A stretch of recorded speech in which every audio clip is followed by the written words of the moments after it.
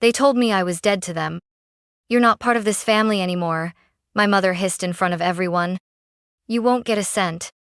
And for a moment, I believed her. I stood there, heart pounding, face burning with humiliation, ready to walk out of the room like the unwanted daughter I had been for years. But then, the lawyer cleared his throat. "Actually," he said, lifting a thick envelope from a leather briefcase, "her name is the only one in the will." The room froze. My father's smirk vanished. My sister's nails stopped clicking. You could hear the air being sucked out of the room. And in that silence, I didn't feel ungrateful. I felt seen. This is the story of how the people who cast me aside got exactly what they deserved. And how one man, me grandfather, made sure the truth couldn't be buried with him. For as long as I can remember, I was the one who never fit the mold. I wasn't the golden child who made honor roll, or the charming one who knew exactly what to say at family dinners. I was the quiet one, the one who asked too many questions, the one who didn't smile for the camera when things weren't okay. When I turned down a job offer at my father's firm, and chose to work for a nonprofit that helped women get back on their feet after abusive marriages, my mother said I was wasting my education. When I moved into a tiny apartment downtown instead of staying in the family estate, my father asked if I was trying to embarrass them. And when I finally called out my brother for his drinking problem after he crashed my car, I became the ungrateful one. Every family photo has a missing piece, and that piece is me. They didn't say it aloud at first, they never had to. Their silence said everything. The empty chair at Christmas, the group texts I was no longer on, the vague excuses my parents gave to others about why Jessica's just busy these days. I made peace with it, or at least I thought I did. I built a quiet life, not perfect, but honest. I worked long hours at the shelter, came home to my rescue dog, and spent weekends painting old furniture I found at estate sales. I stopped trying to earn their love. I stopped showing up to be ignored. But when my grandfather passed, something inside me cracked. He had always been different. He didn't care about appearances. He cared about kindness. He'd visit me on Sundays just to bring me fresh peaches from the farmer's market. He once sat through an entire benefit gala at my nonprofit, even though he hated wearing ties. And yet, when he died, I wasn't told. I found out from a newspaper clipping someone emailed me, not from my parents, not from my siblings, but from a coworker who happened to read the obits. They buried him in a private ceremony and didn't even send me a text. I should have known then that they had cut me out completely. So when I got that email, a formal, coldly worded invitation to the will reading, I almost deleted it. At first, I thought it was a cruel prank, maybe one last jab from my sister, who once called me a bleeding heart disappointment. But something about the signature, the name of Grandpa's lawyer, made me pause. He wouldn't have sent this, unless it mattered. Unless he had left something unfinished. So I went. And I walked straight into a room full of people who had already decided I didn't belong. The law office was in a stone building, on the edge of downtown, one of those old colonial renovations, with gleaming windows and a door too heavy for its hinges. I sat in my car for 10 minutes before going in. Not because I was scared, no, not anymore, but because I needed to remember why I was doing this. Not for them. Not even for Grandpa's money, if there was any. I came because I needed answers. I needed to know if the man who once called me his little compass had really forgotten me in the end. I walked through the heavy door into a hush of mahogany and leather. The receptionist, a young man in a navy suit, looked up and smiled politely. "Jessica Monroe?" "Yes." "Conference room C, down the hall, second door on your left. They've already started arriving." Of course they had. As I approached the door, I heard familiar voices, polished, loud, and full of performative grief. My father was saying something about legacy. My mother's laugh floated through the hallway like brittle crystal, charming, rehearsed. My sister Brielle was complaining about the chairs. "Honestly, Daddy, couldn't Grandpa have hired someone who worked in interior design?" I paused, just for a moment. Not because I was nervous, but because I wanted to savor it that last breath before walking into the lion's den. When I stepped inside, every head turned.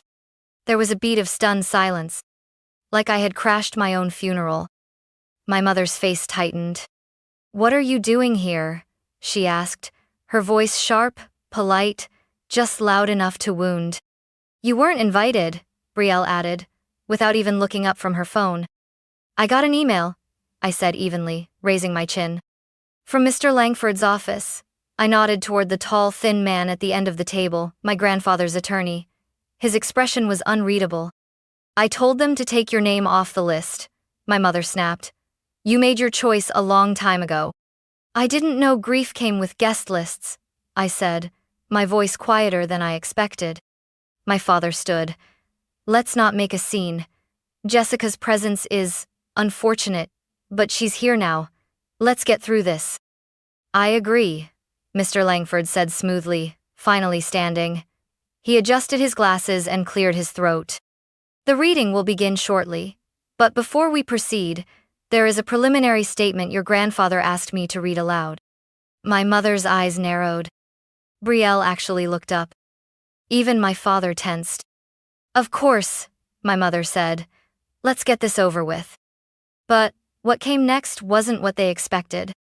And it was definitely not what they had prepared for. The moment I sat down, I felt it, that familiar, cold weight of judgment. My mother didn't bother to hide her glare. My father clasped his hands together, exhaling like a man forced to tolerate a pest.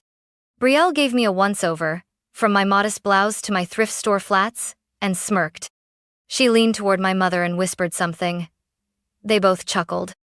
I didn't care what it was. I'd spent too many years giving those whispers oxygen. Mr. Langford cleared his throat, a small but commanding gesture. "If everyone is ready, I'll begin." But before he could speak, my mother stood up. "Actually," she said, her voice syrupy with false grace, "before we waste any more time, I think there's something that needs to be said." The lawyer hesitated. "Mrs. Monroe? This is—" She cut him off with a practiced smile. "I know my father-in-law meant well," she began, turning to the room like a stage actress, "but Jessica hasn't exactly been part of this family for quite some time." A few of the extended relatives shifted uncomfortably. Uncles, cousins, people who had once sent me Christmas cards. They were now silent spectators, watching a public execution dressed as a will reading. My mother went on. "She's made it clear that she has no respect for our values, our sacrifices. She ran away from everything this family built, and has chosen to remain estranged." "I didn't choose estrangement," I said quietly. "You chose silence." Her face hardened instantly. "You're not part of this family anymore." And then came the line I would never forget. "You won't get a cent." There it was, the truth laid bare like a slap across the face. I didn't move. I didn't cry. But something inside me, something fragile and old, cracked. Mr. Langford adjusted his tie slowly. "I think your father-in-law would disagree." My mother turned to him sharply. "Excuse me?" The lawyer opened the leather folio in front of him and pulled out a sealed envelope. He held it with both hands, then looked around the room. "Before we go further," he said, "I've been instructed to clarify one thing." His voice was calm, but with a weight that filled the space. He tapped the envelope gently. "Jessica Monroe is the sole beneficiary named in this document." The silence that followed was devastating. It was a vacuum, a rupture. Brielle's lips parted slightly, as if trying to process the words. My father blinked twice. My mother's knuckles went white against the back of the chair. And I, the ungrateful, the outcast, just sat there, saying nothing, because for once, the truth spoke for me. My mother's voice cut through the silence like a shard of glass. "This is a mistake," she said, her smile twitching at the corners. "There's no way my father-in-law would leave everything to her, not after everything she's done." Mr. Langford didn't even blink. He simply unfolded the document with the precision of a surgeon. "There is no mistake," he replied calmly. "Your father-in-law, Mr. William Monroe, executed this will, 6 weeks prior to his passing. It is legally binding and witnessed. My father finally spoke, his voice brittle with disbelief. He was sick near the end, confused. We saw it. He thought the mailman was a World War II spy. That's funny, I said before I could stop myself. Because 2 months ago, he called me to help him set up his new smartphone and beat me in online chess twice. Langford nodded. In anticipation of such objections, Mr. Monroe scheduled a full psychiatric evaluation the same day he signed the will. He reached into his briefcase and slid a thin folder across the table. The assessment was conducted by Dr. Olivia Hart, chief neurologist at St. Augustine Medical Center. Her report is in this folder. No one moved. The room had turned to stone. Langford opened the file and read aloud. Mr. William Monroe is of sound mind and clear judgment. He exhibits no cognitive impairment, delusional behavior, or diminished capacity. He is fully aware of the implications of his decisions. He closed the folder and placed it neatly back in his briefcase. Any challenge to the will on the grounds of mental incompetence would be summarily dismissed. My mother sat down, slowly, as if gravity had changed. But this isn't fair, Brielle whispered. She left us. She didn't even come to his funeral. Because I wasn't told he died, I said, my voice cold now. I found out through a Google alert. While the rest of you were dressing in black for the cameras, I was lighting a candle alone. Langford straightened a second time. And one more thing. He pulled out a slim black USB drive and held it between his fingers. Your father-in-law recorded a video statement. It was notarized, witnessed, and prepared to be presented today. Brielle gasped. My father muttered, "Oh God." And my mother, for the first time, looked afraid. Langford didn't bother asking permission. He placed the USB into the laptop beside him and turned the screen to face the table. The screen came to life. My grandfather's face appeared older, more fragile than I remembered, but unmistakably clear-eyed. He sat in his favorite plaid shirt, in his old armchair by the window, the one that smelled like tobacco and peppermint. And then he began to speak. The image on the screen flickered once, then steadied. My grandfather in his plaid flannel shirt, glasses slightly crooked, hands folded, looked straight into the camera. He wasn't frail, he wasn't confused. He was sharp, calm, and deliberate. If you're watching this, he began, it means I'm gone. I won't waste time pretending we were a perfect family. We weren't. And I know this room is full of people who've spent more time polishing their reputations than their souls. A tremor passed through the room. My mother blinked rapidly. My father sat motionless, jaw clenched. I recorded this, Grandpa continued, because I knew there'd be arguments, because I know how this family works. Lies have become your currency, and appearance is your god. So let me offer the truth, for once unvarnished and final. He paused. Then his gaze seemed to pierce the camera.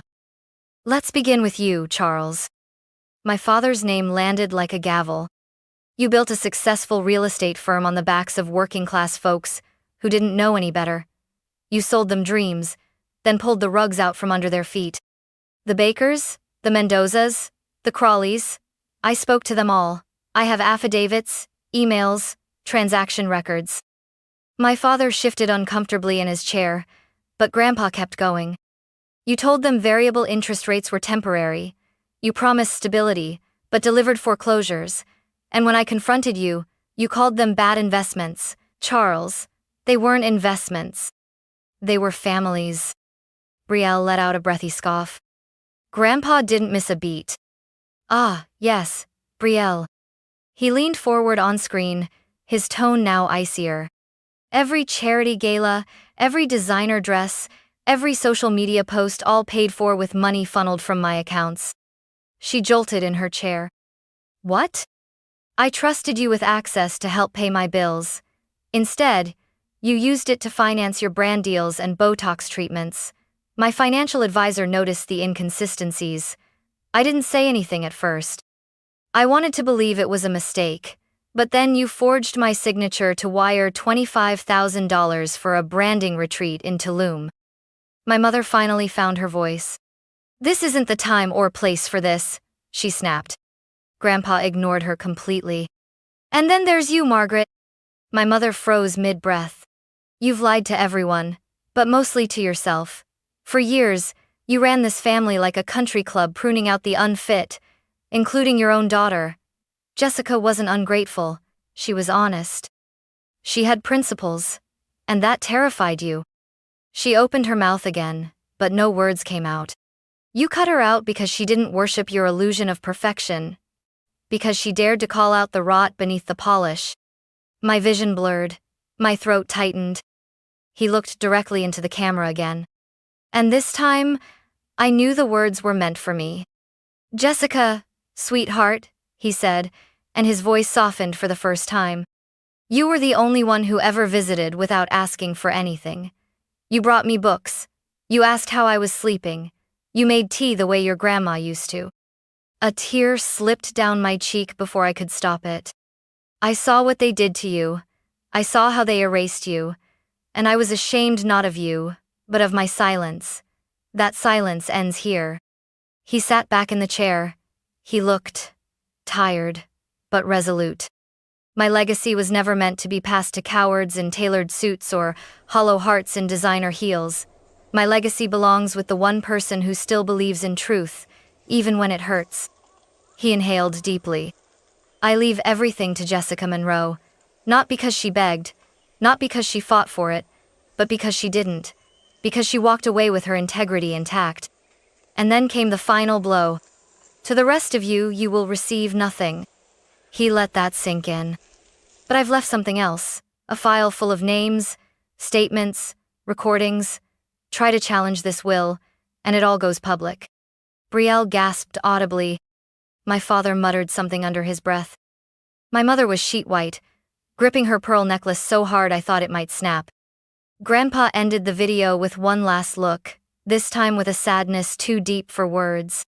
I hope someday you realize the value of what you've lost. Goodbye. The screen went black. No music. No fade out. Just the silence of a room suddenly stripped of every illusion it ever clung to. No one spoke for a long time after the screen went black.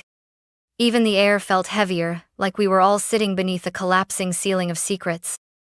Mr. Langford let the silence breathe before he stood and reached for a thick manila envelope sealed in red wax.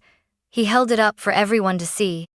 This, he said, is the official, final will and testament of Mr. William Monroe. He broke the seal with a deliberate crack. As he began reading the legal formalities' full name, date of execution, witnesses present, my mother shifted in her seat. Her eyes had lost their usual sharpness. Now they just looked hollow. Then came the distributions. To my son, Charles Monroe, Langford read, his tone professionally flat.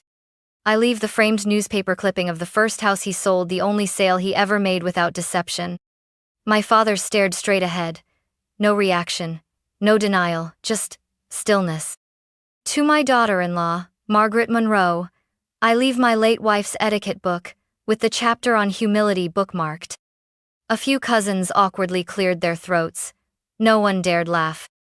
To my granddaughter, Brielle Monroe, I leave the collection of receipts from every charge she made on my personal account. May it remind her that grace cannot be bought. Brielle's mouth opened, then closed again. She looked like she'd been slapped. Mr. Langford continued down the list. Other relatives were named briefly: an old watch, a family photo, a single book, a handwritten letter, each gift quietly symbolic, carefully chosen, and entirely devoid of wealth. But then he paused. And finally, he said, lifting a separate sheet with a handwritten note attached. To my granddaughter Jessica Monroe, I leave everything else. A breath caught in my throat. Langford looked up from the paper. Everything else includes the primary residence on Willow Hill Drive, the family cabin in Vermont, all financial accounts, investment portfolios, and 100% of the shares in Monroe Holdings, LC. There were audible gasps now. Someone, I think one of my uncles, muttered, "Jesus Christ." But Langford wasn't done. Ms. Monroe is also the sole beneficiary of Mr. Monroe's life insurance policy and retirement funds, totaling approximately $6.2 million. The numbers didn't even register. I wasn't thinking about the money. I was thinking about the letter Grandpa had written me last Christmas, the one where he said, "Your compass always points true, even when the world spins like hell around you." My mother stood abruptly. "This is ridiculous. This will was clearly coerced. We'll contest every word." Langford didn't flinch. "You are, of course, free to do so. But as Mr. Monroe stated in the video, any legal challenge will result in immediate release of certain files to the press, to law enforcement, and to regulatory agencies." She sat back down without a word. For the first time in my life, I realized something profound. I wasn't powerless. They couldn't silence me anymore. And they couldn't silence him, not even in death. Everyone stared at me now. Their expressions had shifted not just from rage or shock, but something colder, calculating, desperate. The girl they had labeled ungrateful was suddenly their only lifeline. My mother leaned forward first. Her voice had transformed into something almost sweet, brittle, but honeyed. "Jessica, darling, you know this isn't what Grandpa really wanted. He was confused, sick. We all loved him. We're a family." Family. She had said I wasn't one of them less than an hour ago. I looked around the room at the faces that had tried to erase me from my own bloodline. They weren't apologizing, they were angling, positioning, surviving. So I stood. And for the first time in my life, they all sat still. "You think I wanted this?" I asked. My voice didn't shake. "You think I came here today hoping to walk away with money?" "I came for closure. You handed me betrayal." My father started to speak, but I raised my hand and cut him off. "But I'm willing to give you something." A flicker of hope lit in their eyes. I saw Brielle actually sit up straighter. "But it won't be money," I continued. "It'll be a chance. One last chance." Mr. Langford leaned forward slightly, listening. I looked directly at my father. "You will go to the Mendozas. You'll look them in the eye and admit what you did. You'll offer to pay them back with your own funds, not mine." I turned to Brielle. "You'll call the brands you worked with using Grandpa's name. You'll tell them the truth, and step down, publicly." Then my eyes found my mother. "And you will go to the women's shelter I work with every week. You'll volunteer for 3 months. No interviews, no photo ops, no pearls." She opened her mouth to protest, but I raised my voice. "If you want to be in my life, if any of you want to be a part of this family again, you will face what you've done. Not with lawyers, not with excuses, with action." My hands were trembling slightly, but my voice remained steady. "You spent years building a house of mirrors and expecting me to be grateful for the distortion.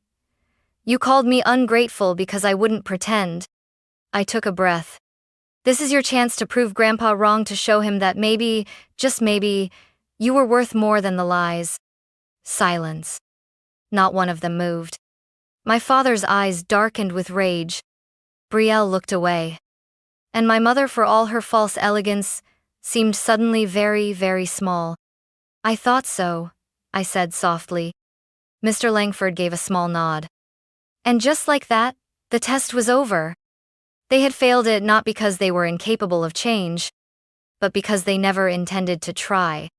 I didn't speak to them again after that day. They never reached out. No apology letters. No calls. Just silence, the same silence they once used as a weapon, now returned to them as consequence. And I didn't chase closure anymore. Instead, I moved into Grandpa's house on Willow Hill, the home with creaky stairs, sun-drenched windows, and the garden he always said I'd inherit if you promise not to kill the roses. I kept the promise. I hired women from the shelter to help me restore the place. We painted walls, planted herbs, reupholstered antique chairs. Laughter echoed through the halls for the first time in years, and not the hollow kind that came with forced smiles and fine wine. I turned the guest wing into a free transitional space for women leaving abusive homes. No rent, no judgment, just safety, just a beginning. The money Grandpa left me wasn't just an inheritance, It was a tool. A tool to build something real. Something that couldn't be erased with whispers or rewritten by shame. One evening, as I sat on the porch sipping tea, Mr. Langford visited. He handed me a sealed envelope, no return address, no handwriting I recognized. Inside was a single photo. Me and Grandpa, sitting on the back steps. He had his arm around me. I was 13. We were both laughing, unfiltered, unscripted. Taped to the back was a note, written in the lawyer's neat hand. He carried this in his wallet every day. I closed my eyes and let the wind pass through me. Not because I was sad, but because I felt full in a way I hadn't in years. I didn't win a battle. I didn't beat them. I simply chose not to become them. And in doing so, I inherited far more than land or money. I inherited peace. Real, unshakable peace.